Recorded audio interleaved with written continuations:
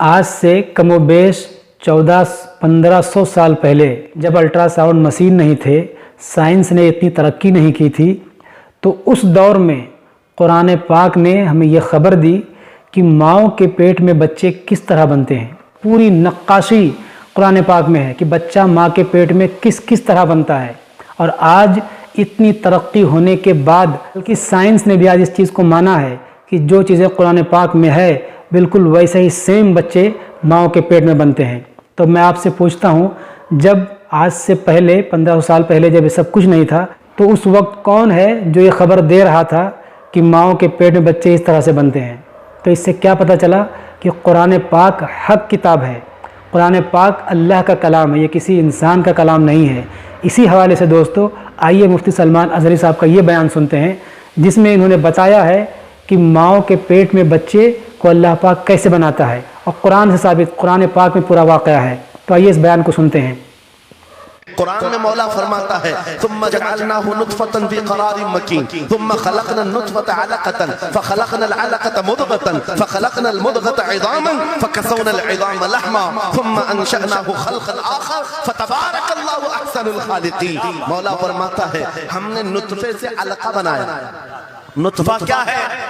Sperm का वो एक कतरा जो मर्द के जरिए से औरत के रहम में जाता है, उसके बच्चे की थैली में जाता है, एक नुत्फा, एक बूंद, जिसको नुत्फा कहा गया है। मौला फरमाता है, हमने नुत्फे से अलका बनाया। अलका किसको कहते हैं? साइंस में पढ़ने वाले अगर स्टूडेंट्स हो तो समझ जाएं। अगर कोई मेडिकल साइंस का कोई स्टूडेंट है तो उसे मालूम होना चाहिए, एम्ब्रियोलॉजी में चिपचिपा हुआ च्युइंगम जो होता है उसको अलका कहते हैं अरबी में। और आज साइंस ये कहती है कि पहले बाप के नुत्फे के एक कतरे से एक छोटा सा खून का टुकड़ा बनता है जो चिपचिपा होता है, फिर उसके बाद एक गोश्त का टुकड़ा होता है, फिर उसके बाद उसमें हड्डियां बनती हैं, फिर उसके बाद उस पर चमड़ियां आती हैं, फिर उसके बाद उसकी आंखें, सारी चीजें बन जाती हैं। ये प्रोसेस है 9 महीने माँ के पेट में, और हर एक के वीक्स गिने हुए हैं। फर्स्ट वीक में क्या होता है, सेकंड वीक में क्या होता है, थर्ड वीक में क्या होता है, एम्ब्रियोलॉजी का पूरा इल्म है। साइंस आज 21वीं सदी में इस एम्ब्रियोलॉजी को तुम्हारे सामने ला रही है।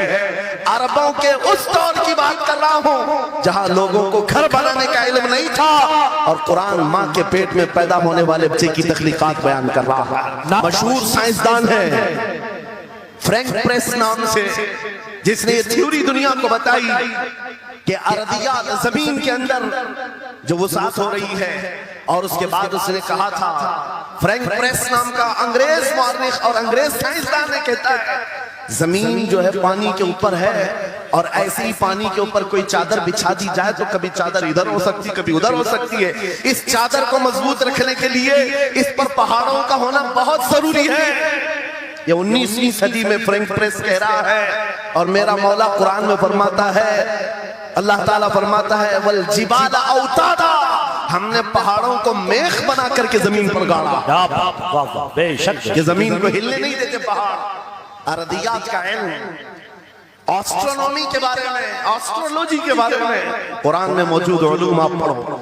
जूलॉजी के बारे में, जानवरों के उलूम के बारे में कुरान में पढ़ो। रब ताला परिंदों के उन अशकाल के बारे में बयान फरमा रहा है, ये झुंड के झुंड जाते हैं, जमात की जमात होती है। चूंटियों के बारे में पूरी सूरह मौजूद है, इनके खाना तकसीम करने का तरीका क्या है, इनके एक दूसरे को पुकारने का तरीका क्या है, इनमें जब एक चूंटी मर जाती है तो उसको दफनाने का तरीका क्या है।